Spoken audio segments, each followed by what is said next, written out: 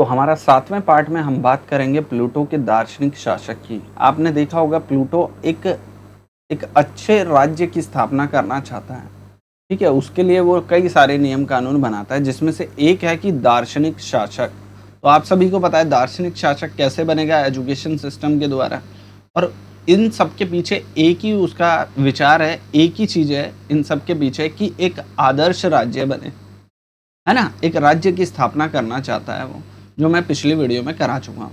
तो आज हम जानेंगे दार्शनिक शासक के बारे में। तो दार्शनिक शासक बनने के लिए क्या करना है? एजुकेशन सिस्टम में आपको बता चुका हूँ, साम्यवाद आपको पढ़ा चुका हूँ। तो ये सारी बातें जानने के बाद अब एक आदर्श शासक कैसा होगा? देखो, एजुकेशन मिलने के बाद ज़रूरी नहीं है कि कोई भी व्यक्ति आदर्श शासक बन सकता है।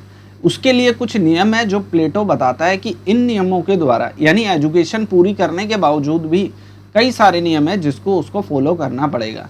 जैसे कहता है कि पहला उसका क्या है, एक एक करके जान लेते हैं कि आदर्श जो एक दार्शनिक है वो कैसा होना चाहिए, एक राज्य का जो शासक होगा वो कैसा होना चाहिए, उसके बारे में ये बताता है दार्शनिक शासक के बारे में।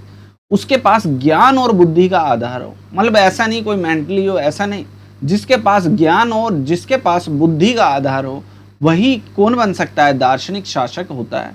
जो सत्य और ज्ञान की खोज में लगा हो, ऐसे नहीं कोई भी व्यक्ति झूठ का सहारा ले रहा हो, कोई इस टाइप का नहीं। वो यूं कह रहा है जिसके जो सत्य को जानता हो, जिसके पास ज्ञान हो, वही कौन बन सकता है? दार्शनिक शासक बन सकता है।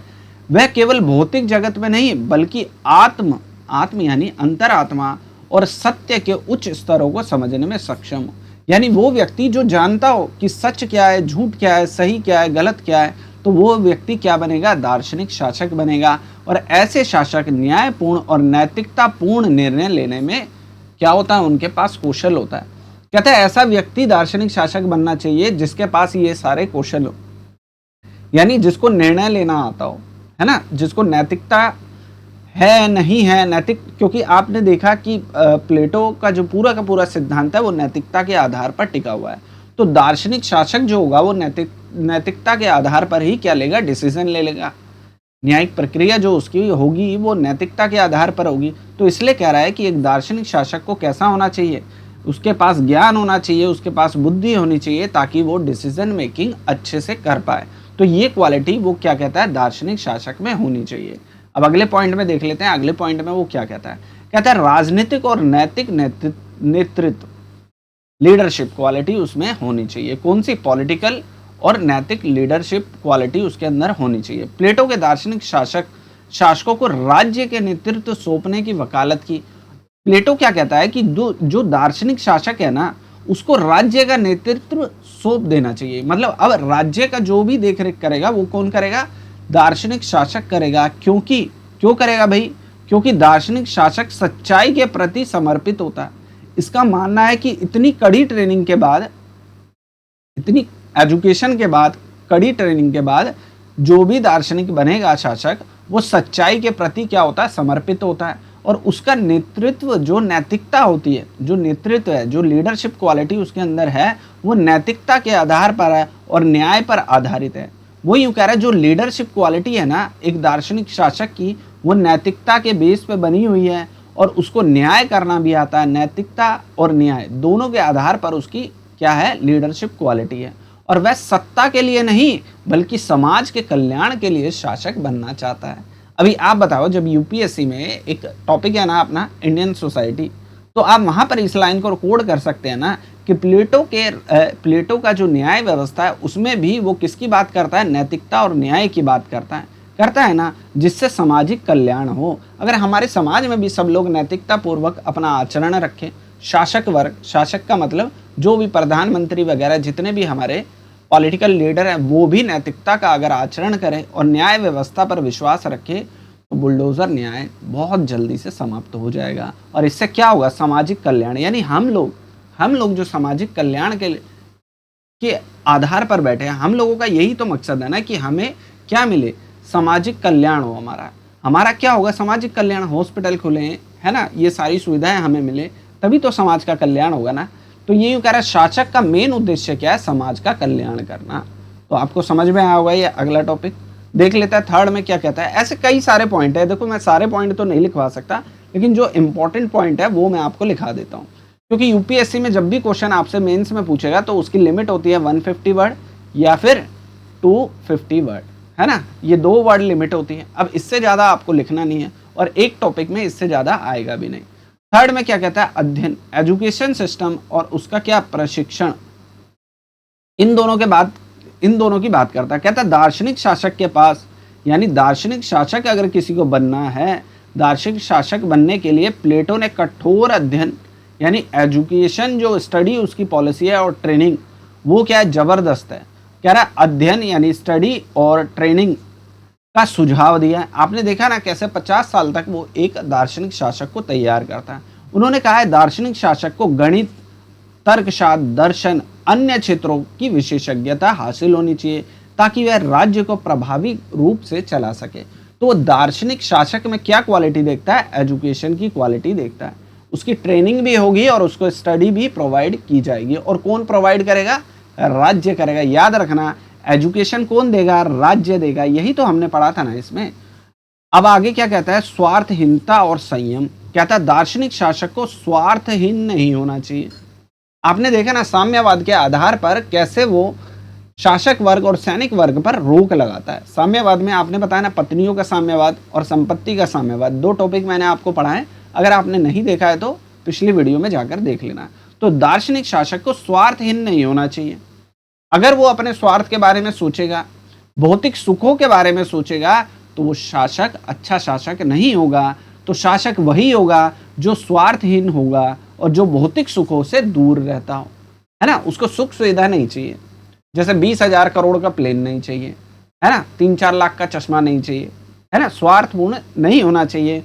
उसको मुख्य उद्देश्य यानी उसका मुख्य उद्देश्य क्या होगा, नागरिक यानी जनता का कल्याण करना, ना कि व्यक्तिगत कल्याण करना यानी अपना लाभ लेना। यानी दार्शनिक शासक को क्या कार्य करना है कि जनता की भलाई के लिए काम करना है। आपने देखा ना उसका अपना कोई परिवार नहीं होगा, उसकी अपनी कोई संपत्ति नहीं होगी, बहुमूल्य वस्तु को वो छू नहीं सकता। ये सारी चीजें दार्शनिक शासक में थी ना। तो यही सारी बातें वो इसमें कहना चाह रहा है कि नागरिक कल्याण के लिए उसको काम करना है, तो बहुमूल्य वस्तु का वो करेगा क्या, है ना। तो इन सब को वो नकारता है। आपको समझ में आना ये टॉपिक। अभी कई सारे इसके टॉपिक है, वो भी एक एक करके हम पढ़ते हैं। अब अगले टॉपिक में वो क्या कहता है, 5वें में कहता है कि आदर्श नेतृत्व, है ना। आदर्श नेतृत्व की बात करता है। कहता है प्लूटो का मानना था, यानी प्लूटो का कहना था कि केवल दार्शनिक शासक ही क्या कर सकता है, राज्य को आदर्श रूप में चला सकता है। देखो इतनी लंबी ट्रेनिंग, इतनी लंबी स्टडी, इन सब के बावजूद भी साम्यवाद, आपने देखा साम्यवाद, इतना सब करने के बाद वो यूं कहता है कि दार्शनिक शासक ही एक राज्य को आदर्श रूप से चला सकता है ना। अब लीडरशिप क्वालिटी उसके अंदर होगी, अगर आइडियल लीडरशिप क्वालिटी अगर उसके अंदर होगी तो बहुत अच्छे तरीके से क्या कर सकता है, स्टेट को चला सकता है। चलाएगा ना स्टेट को, क्योंकि उसके अंदर नैतिकता है, उसके अंदर ज्ञान है, न्याय को समझने की समझ है उसके पास, और जो उन्हें एक आदर्श नेता बनाती है। कहता है कि एक आदर्श नेता बनने के लिए क्या होना चाहिए, नैतिकता होनी चाहिए, ज्ञान होना चाहिए और न्याय की समझ होनी चाहिए। और एक आदर्श दार्शनिक के पास ये सारे गुण होते हैं। इसलिए वो कहता है कि एक आदर्श दार्शनिक जो होगा ना वो राज्य को चला सकता है। आगे कहता है शिक्षा को शिक्षा के ऊपर क्या कहता है वो, शिक्षा के प्रति समर्पण। वो कहता है कि दार्शनिक शासक को शिक्षा की गहन रुचि होनी चाहिए। ऐसा नहीं कोई व्यक्ति पॉइंट पे पास हो गया तो चल जाएगा, नहीं। कह रहा है कि एजुकेशन जो सिस्टम होगा ना उसमें उसको रुचि भी होनी चाहिए। ऐसा नहीं जबरदस्ती उसको पढ़ाने के लिए बैठ गए, नहीं, उसको रुचि भी होनी चाहिए ताकि वह अपने समाज के नागरिकों को नैतिक और बौद्धिक रूप से उन्नत बना सके। यानी इसमें ओवरऑल आपने पूरी स्टडी करी होगी। यहाँ पर जो सबसे इंपॉर्टेंट बात निकल कर आ रही है, समाज। आखिरी में क्या निकल कर आ रहा है, समाज का कल्याण। यानी जो कुछ भी वो कर रहा है वो राज्य के लिए कर रहा है। यानी इसमें आप देखेंगे राज्य इंपॉर्टेंट है, व्यक्ति इंपॉर्टेंट नहीं है ना। शासक तो आते जाएंगे जाते रहेंगे लेकिन राज्य रहना चाहिए। ये वाली बात आपको समझ में आ रही होगी। कहता है कि बौद्धिक विकास उन्नत बन सके, यानी जो नागरिक हैं वहाँ के लोग हैं उनका नैतिक और बौद्धिक आचरण बेहतर बन सके। ये वाली बात कौन कहता है, प्लेटो कहता है। जब ये सारी बात मान ली जाएगी तब जाके क्या बनेगा, एक दार्शनिक शासक बनेगा। केवल एजुकेशन लेने से, ये सब लेने से एक दार्शनिक शासक नहीं बन सकता। इसके अलावा भी कई और क्वालिटी उसके अंदर होनी चाहिए। अब संपेक्ष में हमें अगर लिखना हो, जैसे आपसे इंटरव्यू में कोई पूछ ले कि प्लेटो का आदर्श राज्य क्या है या प्लेटो का दार्शनिक शासक क्या है, तो आप क्या कहेंगे? दार्शनिक शासक। जैसे आपसे इंटरव्यू बोर्ड में पूछ लें कि दार्शनिक शासक क्या होता है, प्लेटो का दार्शनिक शासक क्या है, तो आप बताएंगे समाज की जो भलाई के लिए ज्ञान और नैतिकता और न्याय पर आधारित लीडरशिप प्रदान करता हो, है ना, नेतृत्व प्रदान करता हो, वही कौन है? दार्शनिक शासक है। यानी जो समाज की भलाई करे, सर्वोच्च भलाई करे, ये भी नहीं एक कम कर रहा है एक ज्यादा कर रहा है, नहीं, सर्वोच्च भलाई, समाज की सर्वोच्च भलाई, और वो भी भलाई के लिए ज्ञान, नैतिकता और न्याय, ये 3 शब्द याद रखना, ज्ञान, नैतिकता और न्याय पर आधारित नेतृत्व प्रदान करता हो। तो संपेक्ष में आप अपनी बात को ऐसे लिख सकते हैं। जैसे यूपीएससी में वर्ड लिमिट होती है ना, 150 वर्ड लिमिट, तो उसमें आप डिटेल में तो नहीं लिख सकते हैं, तो इस तरह से एक एक लाइन में आपको लिखना होता है। तो ये वाली बात मैंने आपको समझा दी, उम्मीद करता हूँ आपको समझ में आई होगी। अगला हमारा टॉपिक होगा फासीवाद, है ना। प्लूटो में आपने देखा, प्लूटो सारी की सारी पावर किसको दे देता है? दार्शनिक शासक को। तो कहीं ना कहीं ऐसा लगता है ना कि एक व्यक्ति के पास इतनी सारी पावर आ जाएगी, तो वो पावर का मिसयूज करेगा या नहीं करेगा, उसी के बारे में देखते हैं अगली वीडियो में, प्लूटो का फासीवाद। बहुत बहुत धन्यवाद।